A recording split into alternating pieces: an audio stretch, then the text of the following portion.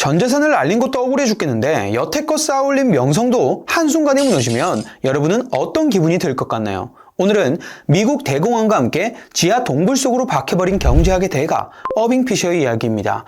어빙 피셔는 경제학을 배운 사람이라면 모를 수 없는 인물이죠. 화폐 수량설부터 시작해서 명목금리와 실질금리의 관계를 나타내는 피셔 방정식을 제시한 명실상부 미국의 최고의 경제학자였습니다. 하지만 이렇게 대단한 업적을 이뤘음에도 불구하고 엄청난 실패로 인해 대중들에게 저평가된 경제학자로 남아있습니다. 도대체 그는 어떤 실패를 했길래 대중의 분노의 대상이 됐을까요? 때는 1920년대 미국이 전례 없는 경제 성장을 하고 있을 때입니다.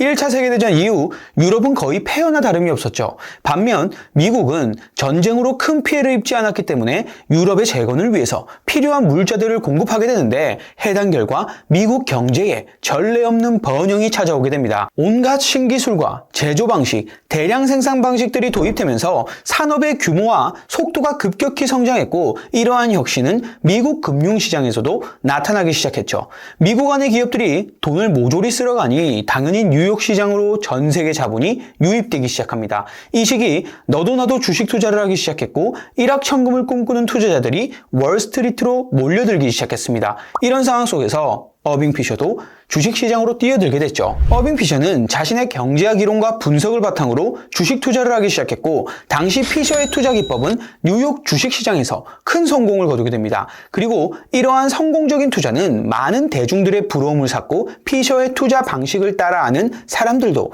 늘어나기 시작했죠. 피셔는 단순한 경제학자를 넘어서 투자까지 잘하는 그 시대에 존경받는 최고의 인기 스타였습니다. 어빙 피셔는 이미 그 시대의 아이콘이 되어버렸고 투자자들은 그의 말을 황금률처럼 따랐습니다. 하지만 이러한 성공 뒤에는 항상 위험이 도사리고 있는 법이죠. 1929년 대공황의 서막이 열리고 있었던 겁니다. 물론 대공황이 오기 전에 주식시장 상승세가 주춤할 때가 있었습니다. 이럴 때마다 대중들이 불안해하며 주식 가격이 이제 고점에 도달한 것 같다는 우려스러운 목소리를 냈지만 우리 피셔 형님은 절대 그럴 일이 없다며 자신만만하게 자본주의는 모든 사람들이 잘 살도록 만들어져 있는 시스템이기 때문에 주식시장은 영원히 오를 것이라 말했습니다. 당연히 저명한 경제학자이자 투자까지 잘하는 어빙 피셔의 말을 들은 대중들은 안심하며 피셔의 말을 전적으로 믿고 더욱 공격적으로 투자를 하기 시작했죠. 그런데 주식시장이 예기치 못한 방향으로 흘러갑니다.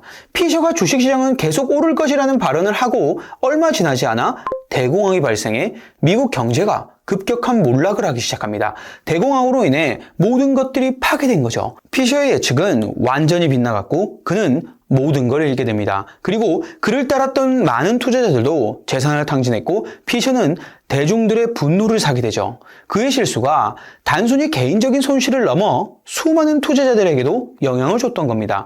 대공황 전까지만 해도 엄청난 찬사를 받던 영웅이었는데 한 번의 치명적인 실수로 공공의 적이 돼버립니다. 대중들은 더 이상 그의 말을 신뢰하지 않았습니다.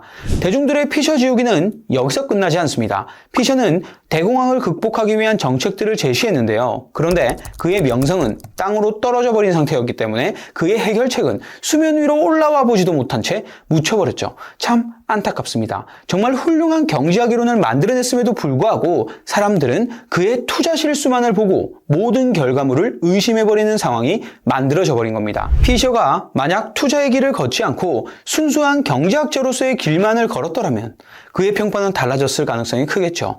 그의 경제 이론과 분석은 현대까지도 혁신적인 이론으로 평가받고 있습니다.